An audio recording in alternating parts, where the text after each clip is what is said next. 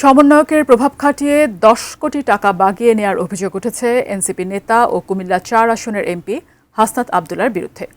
জেলা পরিষদ প্রশাসক মোস্তাক মিয়ার করা এমন দাবির মুখে পাল্টা জবাবে দীর্ঘ এক ভিডিও বার্তায় নথিপত্র সহ সেই টাকার পুঙ্খানুপুঙ্খ হিসাব দিয়েছেন হাসনাত আবদুল্লাহ।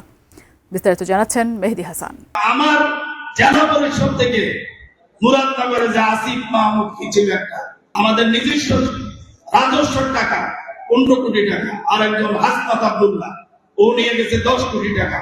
কুমিল্লা জেলা পরিষদের অর্থ বরাদ্দকে ঘিরে নতুন করে রাজনৈতিক বিতর্ক শুরু হয়েছে। এর সূত্রপাত হয় জেলা পরিষদের বর্তমান প্রশাসক ও বিএনপি নেতা মোস্তাক মিয়ার একটি বক্তব্যকে কেন্দ্র করে। তিনি দাবি করেন দেবিদ্বার ও মুরাদনগর উপজেলার জন্য অস্বাভাবিক পরিমাণ অর্থ বরাদ্দ দেওয়া হয়েছে। বিশেষ করে দেবিদ্বারের জন্য 10 কোটি টাকা বরাদ্দ নেওয়ার কথা উল্লেখ করে তিনি প্রশ্ন তোলেন, অন্য উপজেলার তুলনায় কেন এই দুই এলাকায় এত বেশি অর্থ বরাদ্দ দেওয়া হলো। নতুন বাংলাদেশ গড়তে এলো জুলফিকার স্টিল। জুলফিকার স্টিল। তার এই বক্তব্যের পর বিষয়টি নিয়ে রাজনৈতিক অঙ্গন এবং সামাজিক যোগাযোগ মাধ্যমে ব্যাপক আলোচনা শুরু হয়। মিডিয়া মাফিয়া আমাদের দেশে এটা কিভাবে কাজ করে, এই বিষয়টা নিয়ে আপনাদের সামনে কথা বলতে চাচ্ছিলাম। তবে অভিযোগ ওঠার পরই এর জবাব দিতে সামনে আসেন দেবিদ্বারের সংসদ সদস্য হাসনাত আবদুল্লাহ। রোববার দিবাগত রাতে নিজের ভেরিফাইড ফেসবুক পেজে 43 মিনিটের একটি লাইভ করেন তিনি। সেখানে একের পর এক সরকারি নথিপত্র, প্রকল্পের তালিকা এবং বরাদ্দের তথ্য তুলে ধরে তিনি দাবি করেন আলোচিত অর্থ ব্যক্তি হিসেবে তিনি বা অন্য কেউ নেয়নি, বরং বিভিন্ন উন্নয়ন প্রকল্প বাস্তবায়নের জন্য সরকারি নিয়ম মেনে এসব বরাদ্দ দেওয়া হয়েছে। 8 লক্ষ টাকার কাজটা এটা টেন্ডার হয়েছে, কিন্তু কাজটা কমপ্লিট হয়নি। অভিযোগের বিপরীতে লাইভে বিস্তারিত হিসাব তুলে ধরেন হাসনাত আবদুল্লাহ। তিনি বলেন 2024-25 অর্থ বছরে দেবিদ্বার উপজেলার জন্য এডিপি সাধারণ, এডিপি বিশেষ এবং অন্যান্য বরাদ্দ মিলিয়ে মোট 8 কোটি 42 লাখ টাকার 148টি প্রকল্প অনুমোদন করা হয়েছিল। তার দাবি রাস্তা উন্নয়ন, শিক্ষা প্রতিষ্ঠান, ধর্মীয় প্রতিষ্ঠান সহ বিভিন্ন খাতে সব প্রকল্প নেওয়া হয়েছে। শুধু তাই নয়, কোন প্রকল্পে কত টাকা বরাদ্দ হয়েছে সেই তথ্য সরকারি ওয়েবসাইটে প্রকাশিত রয়েছে। ফলে যে কেউ চাইলে সব তথ্য যাচাই করতে পারবেন বলে উল্লেখ করেন তিনি। একই বিষয়ে ব্যাখ্যা দিয়েছেন এনসিপির আরেক নেতা আসিফ মাহমুদ সজীব ভুইয়া।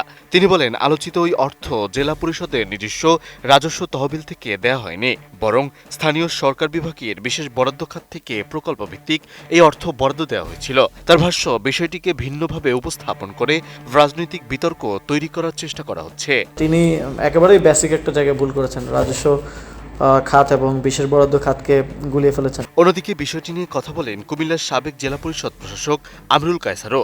তিনি জানান দেবিদ্বার ও মুরাদনগরের জন্য 5 কোটি টাকা করে বিশেষ এডিপি বরাদ্দ অনুমোদন করা হয়েছিল।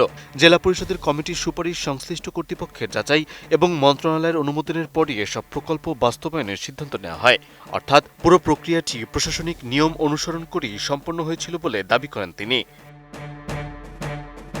লাইভের এক পর্যায়ে হাসনাত আবদুল্লাহ বলেন, এখানে লুকানোর কিছু নেই, কোন খাতে কত টাকা গেছে সব তথ্য অনলাইনে রয়েছে। তার ভাষ্য, ব্যক্তি হিসেবে এই অর্থের সঙ্গে তার কোনো সম্পৃক্ততা নেই, বরং জেলা ও উপজেলার প্রশাসনের মাধ্যমে বিভিন্ন উন্নয়ন প্রকল্পে এই অর্থ ব্যয় করা হয়েছে। গত কয়েকদিন ধরে যে অভিযোগ এবং বিভ্রান্তি ছড়ানো হয়েছে সেই বিষয়গুলোর জবাব দিতেই তিনি নথিপত্র নিয়ে লাইভে এসেছেন বলেও জানান তিনি। এদিকে বরাদ্দের পরিমাণ, প্রকল্প বাস্তবায়ন এবং অর্থ ব্যয়ের বিষয়টি নিয়ে আলোচনা এখনো চলছে। তবে সংশ্লিষ্ট পক্ষগুলোর দাবি পুরো প্রক্রিয়ার তথ্য সরকারি নথিতে সংরক্ষিত রয়েছে এবং সেগুলো যাচাই করা সম্ভব। ফলে 10 কোটি টাকা বরাদ্দের অভিযোগের পর হাসনাত আবদুল্লাহর দেয়া এই নথিভিত্তিক ব্যাখ্যা এখন আলোচনার কেন্দ্রবিন্দুতে উঠে এসেছে।